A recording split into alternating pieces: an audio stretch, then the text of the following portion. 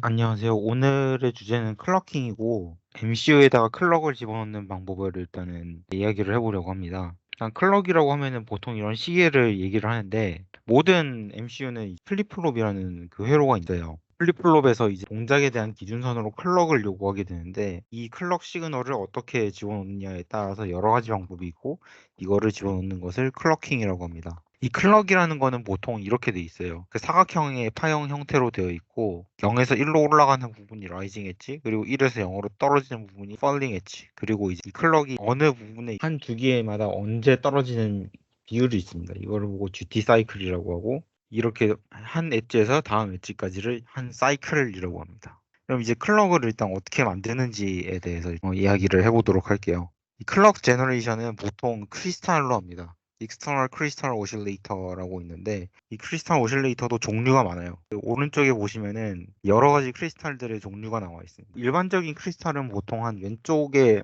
구성을 띠고 있고, 등가회로는 저항 인덕터 카패시터를 예술적으로 연결하는 것과 같은 그 등가 회로를 가지고 이 크리스탈에다가 전원을 주게 되면 얘가 잉 하면서 떨면서 이제 클럭을 갖게 됩니다. ATCXO, 뭐 CDXO 뭐 여러 개 있는데, 이거는 크리스탈이라는 값이 이게 온도에 따라서 그 틀어집니다, 주파수가. 그래서 이걸 어떻게든 보정을 해가지고 이제 쓰려 그러는데, 이게 그 ATCXO 아날로그 템퍼처 컨트롤드, 아니면 GPS로 보정을 하는 애들도 있고, 그다음에 오븐 컨트롤드라고 해서 오븐 구조를 만들어서 보정을 하는 오실레이터들도 있습니다. 그리고 이제 TCXO는 Temperature Compensated Crystal Oscillator인데, 이 크리스탈이 떠는 게 온도에도 영향을 받기 때문에 이 온도 보상을 어느 정도 하는 그런 오실레이터들이 있습니다.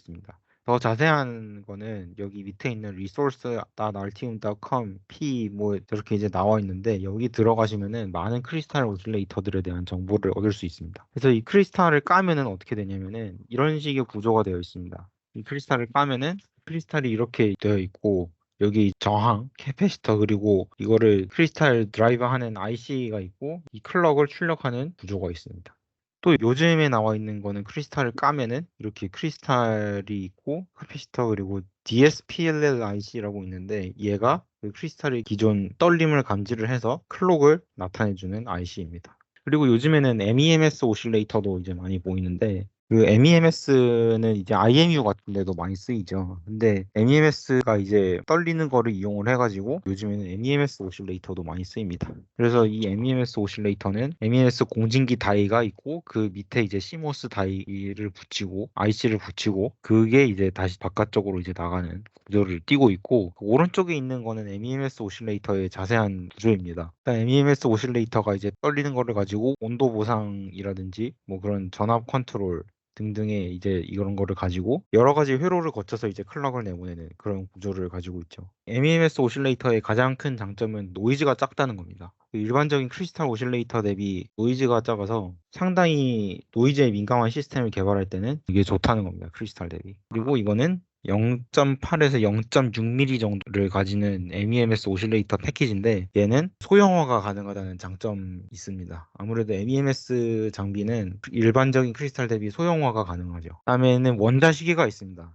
이 원자 시계가 있는데, 이거는 일반적으로 1 pps 인풋을 받게 됩니다. 이 pps가 뭐냐면 펄스 퍼 세컨드인데, 1초당 어떤 펄스가 딱 하고 나오는 거를 이제 얘기를 합니다. 그리고 얘는 1초당 ps 출력을 하는데, 이게 플러스 마이너스 100나노 초 정도의 정확성을 가집니다. 되게 정밀하죠. 10의 마이너스 9 100이면은 10의 마이너스 7승 정도의 오차를 갖게 되니까. 그래서 이거는 엄청나게 정밀한 시간을 그 측정을 할 때 이제 주로 쓰입니다. 근데 단점은 가격이죠. 가격이 엄청 비쌉니다. 이 크리스탈 아토믹 클럭의 이제 가격이 5,647달러 정도가 되는데, 이거는 어지간하게 정밀한 시간을 측정하지 않는 이상은 하기가 힘들다. 일반적인 프로젝트에 적용하기는 힘듭니다. 그리고 이제 GPS가 있는데, GPS는 위상 보정을 위해서 인공위성마다 그 원자 시계를 하나를 탑재를 해놓습니다. 그래서 이 GPS 시스템에서 이제 이거를 받아가지고 그 GPS가 출력을 하는데, 이때 시간 정보를 같이 받아오게 됩니다. 그 GPS 위성이 있는 각 원자 시계로부터. 그리고 이거는 아까 전에 원자 시계가 출력하는 PPS라는 신호를 같이 출력을 하게 돼요. 이 PPS 신호에 맞춰가지고 GPS 정보들이 쭉 나오게 됩니다. 그래서 우리가 원자시계를 가장 싼 가격에 쓰고 싶다면 GPS를 쓰면 돼요. 실제로 은행이라든지 이런 데이터 센터에는 GPS 수신기가 하나씩 들어가 있는데 이거는 GPS의 시간 정보를 써서 정확한 시간 동기를 치겠다는 뜻입니다. 그리고 MCU에서 이제 그 클럭을 제너레이션 하는 방법이 STM32에서 이제 보면은 이런 식으로 되어 있어요. 보통은 외부 클럭은 그냥 익스터널 소스를 일단 집어넣으라고 나오고 크리스탈 세라믹 레조네이터라고 했는데 이거는 일반적인 크리스탈을 의미합니다. 여기 옆에다가 로드 캐패시터라는 거를 박아놓은 그 이유는 이렇습니다. 그 일반적인 크리스탈 드라이버는 이렇게 되어 있는데 이 크리스탈이 공진을 시작하기 위해서는 옆에다가 로드 캐패시터라는 거를 박아놓기도 해요. 이 로드 캐패시터가 외부에다가 달아놓는 경우가 일반적이고 그 다음에는 로드 캐패시터가 내부에 이제 내장된 형태도 있습니다. 이거는 보통 32.768kHz라고 하는 저속 크리스탈을 드라이브를 하는 데 씁니다. 왜 하필이면 이게 32.768이냐고 하면은 32768이 정확한 2의 제곱수입니다. 그래서 이거를 2의 제곱수를 가진 분주기로 나누면 한 1초를 얻어내는데 매우 적절합니다. 그리고 낮으니까 오차가 발생해도 상대적으로 값이 틀어지는 게 적어서 일반적으로 그 시스템 시계에 많이 쓰입니다. 이 시스템 시계에 쓰이는 그 RTC 드라이버가 일반적으로 백업 배터리를 이제 요구를 하는데 이 백업 배터리가 요거 32.768kHz 크리스탈을 드라이브하기 위한 장치입니다. 그래서 이것도 보면은 실제로 엑스메가라는 MCU에서 보면은 크리스탈을 드라이브하는 형태의 회로인데 XTAR 밑에 그 10피코페러씩 C3, C4의 커패시터를 달아놓고 아트웍도 마찬가지로 커패시터를 해놓은 것을 알 수 있습니다. 그래서 요즘에는 몇 가지 크리스탈 모듈들은 아예 그냥 로드 커패시터를 장착하고 나옵니다. 그래서 뭐 익스터널 오실레이터가 아니고 익스터널 로드 커패시터가 맞죠. C1, C2가 바깥에가 아니고 아예 내장이 되어 있으니까 그냥 선만 따서 연결하면 됩니다. 이제 클럭을 집어넣을 때. 그리고 이제 아예 TI LMK6X라는 데서 UX라는 소자가 있는데 이거는 아예 그냥 일반적인 플립플롭이 요구하는 클럭대로 파형을 만들어주는 역할을 합니다. 그래서 이 경우 같은 경우는 익스터널 클럭 드라이브 컨피그레이션에서 보면은 그 크리스탈 2를 그냥 논 커넥터로 냅두고 크리스탈 1은 익스터널 클럭 시그널로 이제 되어 있는데 이거를 여기다가 집어넣으면 됩니다. 또 MCU에서는 이런 식의 오실레이터들이 있는데 HSI랑 HSI 48 뭐 이런 식의 있습니다. 이 HSI가 뭐냐면은 MCU 안에 내장된 오실레이터입니다. 그러니까 얘는 가만히 내버려둬도 16MHz라는 클럭을 지속적으로 뿜게 되는 것이죠. 그래서 이거를 갖다가 하게 되면은 별도의 외장 크리스탈이 필요가 없게 됩니다. 그래서 단가를 좀 절약을 할 수 있죠. 근데 단점은 또 뭐냐면은 아무래도 그 외장 크리스탈 대비 정확도는 좀 부정확합니다. 일반적인 크리스탈들의 오차가 몇 ppm, 그러니까 이제 100만 분의 1 단위로 오차가 나게 되는데 이거 같은 경우는 1%, 2% 이렇게 오차가 나게 됩니다. 그래서 일반적인 것보다는 커서 보통은 크리스탈 오차를 보정을 하는 이제 과정을 거치게 돼요.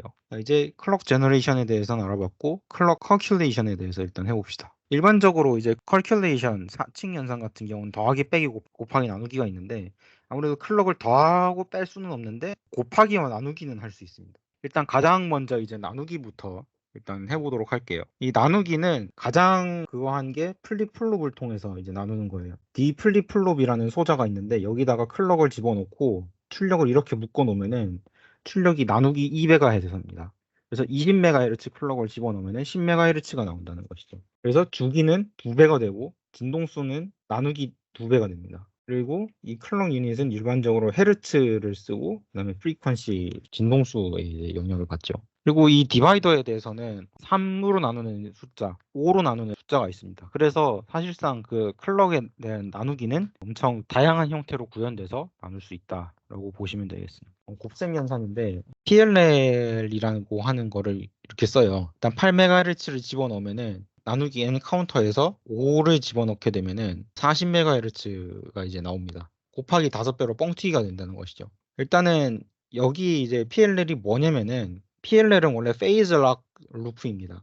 그래서 파형이 위상을 고정해주는 회로인데 이게 왜 그러냐면은 디지털 시스템에서 어디가 0의 시작점이고 어디가 1의 시작점인지 이 위상차가 이제 계속 발생을 하기 때문에 이거를 이제 맞춰가지고 보내야 되는 겁니다. 그래서 UART, 유니버셜 싱크로너스 리시버 앤 트랜스미터 같은 경우는 각 엣지를 이제 시작으로 하고 SPI, Serial Peripheral Interface 같은 경우는 동기 클럭이 따로 들어갑니다. 하여튼 뭐 이 동기 클럭도 이제 어느 위상이 틀어지면 답이 없기 때문에 이런 식의 회로가 들어가게 됩니다. 근데 이게 일반적으로 그 주파수가 VCO, Voltage Control Oscillator라는 거를 통해서 나오게 되는데 그 PLL 같은 경우는 상당히 많이 이제 뻥튀기가 돼요. 800MHz가 나와야 되는데 810MHz가 지금 나온다. 뭐 열 받아가지고 나온다. 그러면 이 거 같은 경우는 그 VCO에 전압 강화를 넣어서 800MHz로 다시 이제 맞춥니다. 이런 식으로 이제 VCO가 동작을 하게 되는데 일단은 얘가 어떤 주파수 나오는지는 알고 있어야지 이렇게 나오게 돼요. 일단은 주파수가 흔들리는 상황이 오면은 답이 안 나오기 때문에 일단 어떤 주파수가 알고 있는지 나와야지 이걸 고치든 말든 할 겁니다. 그래서 이제 피드백 회로가 들어가고 일반적인 VCO에다가 피드백 회로만 놓는다고 해서 답이 아니라 얘가 답인지 아닌지 채점을 해야 되는 뭐 그런 식이 옵니다. 그래서 그거를 이제 채점을 하는 게 비교기를 갖다가 놔요. 그래서 원래 나왔으면 하는 주파수에다가 그 위상차를 이제 감지하는 감지기를 놓고 여기서 이제 A 주파수와 검출된 B 주파수의 차이를 비교해서 출력하는 전압으로 출력하는 로직을 만들게 되고 이거를 이제 VCO에 집어넣고 다시 이제 출력을 하는 위상 루프가 이제 시작이 됩니다. 근데 이 원래 나왔으면 하는 주파수도 아주 정확한 주파수원이어야 되죠. 근데 5주파수에서 원래 나왔으면 하는 주파수가 오차가 없기라는 상당히 갖기가 힘듭니다. 얘가 온도 보상을 할 수도 없고 오차가 나도 너무 팍팍팍팍 나게 되니까. 그래서 이거를 역발상으로 이제 어떻게 하냐면은 이렇게 됩니다. 나누기 n 디바이더를 갖다 놓고 여기에 원래 주파수에 n분의 1 주파수를 갖는 크리스탈을 갖다가 놓게 돼요. 이 크리스탈 같은 경우는 오차가 엄청 작게 가져갈 수 있으니까. 그래서 결과적으로 TLL은 이런 형태를 갖게 됩니다. 이 8MHz TCXO라는 온도 보상 수정 발진기를 갖고 가면 오차율이 ppm 단위로 갖다 놓게 되는데 이 ppm 단위로 갖다 놓는 정밀한 이제 오차원을 가지고 정밀한 클럭원을 가지고 PLL에다가 집어넣게 되면은 동일 정밀도에서 이거를 고주파수를 출력을 할 수 있게 됩니다. 이게 RF 전송에서 2.4GHz니 뭐 5GHz니 뭐 밀리미터파 26GHz니 뭐 이런 거를 갖다가 쓰는데 이런 것들도 사실은 내부적으로 PLL이라는 거를 통해서 고주파수를 달성을 합니다. 그러니까 꼭 크리스탈이 엄청 정밀한 크리스탈을 갖다 놓고 얘는 상대적으로 메가헤르츠 단위의 낮은 크리스탈인데 이거를 PLL로 뻥튀기를 해서 502.4GHz니 뭐 이런 거를 달성을 하게 돼요. 그래서 이제 이 PLL은 MCU에서 어디다 갖다 쓰냐? 그 STM32 F103 데이터 시트를 보면은 고속 72MHz 맥시멈 프리퀀시를 갖고 있는데 내부적인 오실레이터라고 하는 것들이 뭐 별게 없습니다. 뭐 내부 8MHz 팩토리 트림드 RC, 뭐 인터널 40kHz RC, 그다음에 4에서 16MHz 크리스탈 오실레이터를 장착을 할 수 있다 이렇게 되어 있는데 이게 이제 PLL for CPU 클럭이라고 되어 있죠. 아까 전에 한 그 PLL 회로가 그 CPU 클럭을 뻥튀기 하기 위해서 이렇게 됩니다. 예를 들어서 8MHz 크리스탈이 왔다 그러면 곱하기 9배짜리 디바이더를 쓴 PLL을 쓰게 되면 얘가 72MHz로 동일 정밀도를 가지고 클럭이 올라가게 되겠죠. 그렇게 해서 그 PLL을 쓸 수 있게 됩니다. 자, 이제 클럭킹 MCU를 이제 클럭킹으로 이제 하는 거를 볼 텐데 아마 이런 클럭 트리라는 거를 아마 처음 보셨을 거예요. 대학 때 이거를 잘 안 가르쳤을 거예요. 이것도 STM32의 클럭 트리고 이 클럭 트리에서는 세 가지만 보면 돼요. 첫 번째 클럭 소스, 그다음에 두 번째 클럭 디스트리뷰터, 세 번째가 클럭킹 패럴인데 이거를 갖다 보면 됩니다. 여기에서도 그 르네사스 RH78이 그건데 얘도 보면은 하이스피드 원칩 오실레이터, 뭐 서브 시스템 클럭 오실레이터, 하이스피드 시스템 클럭 오실레이터 뭐 이렇게 있고 얘를 이제 메인 시스템 클럭 소스 셀렉터로 이제 들어가서 얘가 이제 CPU 엠페리페럴 클럭 소스 셀렉션으로 이제 막 분기가 쳐져서 들어가게 되죠. 이제 클럭 소스부터 알아봅시다. 이 클럭 소스는 클럭킹의 가장 근본이 되는 애들입니다. 그리고 모든 그 저전력 MCU 같은 경우는 특히 이거를 소프트웨어로 일단 컨피규어를 합니다. 그리고 모든 전체의 클럭 소스들이 어플리커블 하지 않고 또 액티브 하지도 않습니다. 그리고 이거를 내부 클럭 소스들도 마찬가지로 이렇게 이제 선택을 할 수 있게 됩니다. 이렇게 CLK 셀이라는 거를 건들게 되면은 이 내부 인터널 캘리브레이터가 1메가, 2메가, 3메가, 8메가 이렇게 이제 진동을 하게 되죠. 그리고 이 클럭 셀렉터가 있는데 여기 CLK 30이 있는데 이거의 값에 따라서 얘가 외부 크리스탈을 쓸 건지 아니면 인터널 오실레이터를 쓸 건지 아니면 외부 클럭을 쓸 건지 이거를 결정을 하게 됩니다. 그리고 이제 마찬가지로 이제 PLL 있죠. 이 PLL이 있는데 모든 MCU가 PLL을 가지고 클럭킹을 하지는 않습니다. 그러나 모든 고주파수 MCU들은 자기들만의 PLL을 갖고 있어서 그걸로 클러킹을 합니다. 이제 MCU를 가지고 이제 클러킹을 해볼게요. 이게 Determine Reset Value라고 하는 게 이게 상당히 중요합니다. 일단은 대학교에서 많이 쓰셨을 아트메가 128을 보면 16MHz 이렇게 돼 있어요. 근데 얘는 과연 진짜로 16메가로 일단 동작을 하나?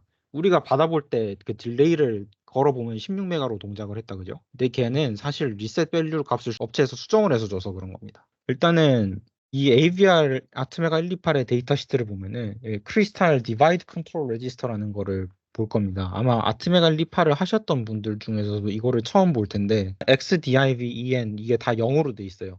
이게 뭐냐면은 크리스탈 디바이드 이네이블이 현재는 활성화가 되어 있지 않다는 겁니다. 근데 이거를 활성화를 하게 되면은 문제가 생긴다. 더 느려지게 될 겁니다. 2배속으로 활성화하면 2배가 느려지게 될 겁니다. 그리고 CK 셀 부분에서 이제 각주를 보면 this device shipped with this option selected라고 돼 있습니다. 이거는 공장도에서 출하할 때 이 옵션을 가지고 이제 출하가 된다는 뜻입니다. 여기서 보면은 0001이라고 되어 있는데 이거는 내장 오실레이터가 1MHz 기본값으로 이제 된다는 거고 스타트업 타임은 6개 이제 클럭을 갖게 되고 65ms를 이제 딜레이를 해서 갖게 된다는 겁니다. 그리고 얘는 calibrated internal RC 오실레이터의 요 값의 사이에 들어가 있기 때문에 공장도에서 출하를 할 때는 아트메가 128은 1MHz밖에 이제 동작을 안 하는 거예요. 그럼 이제 이걸 어떻게 하냐? 보통은 이 퓨즈 비트라는 거를 갖다가 이제 해서 프로그래밍을 하게 됩니다. 아트메가 128을 다뤄보셨을 중에도 오른쪽과 같은 화면을 보신 분은 많지가 않을 텐데